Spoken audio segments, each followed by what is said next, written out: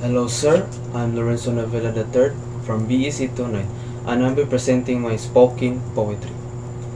Kung mamatay man ako karon, hinaot nga dili tungod sa bala sa langyo, kundili tungod sa kahilom sa akong kagalingong katawhan. Kay unsa man ang nasud ko ang kamatuoran gipalit o ang hustisya natulog sa bulawan ng trono. Si Rizal kaniadto nagpaula sa dugo alang sa kagawasan. Ang iyang kasing-kasing nagsulat sa mga berso sa paglaom. Apan karon nangahurot na iyang mga tinta. Gilumos sa mga pirma nga nagbaligya ug kalag-alang sa kwarta. Ang mga bayani sa kagahapon naghilak sa mga daplin sa kasaysayan. Samtang ang mga kawatan nagpabilin magpaytas-on ilawom sa bandilang ilang gipanangkon sa sayo.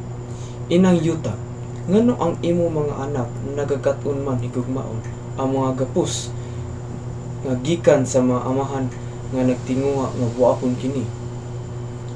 Ang adlaw kaniadto naghadlok sa imong kagawasan. Apan karon nagdilaab sa kaulaw sa libo-libong mga baka. Apan bisan pa dili ko tunglohon ang yutang akong higugma. Mupamulong gihapon ko bisan pagamay ra akong tingog patog sa dulugdog.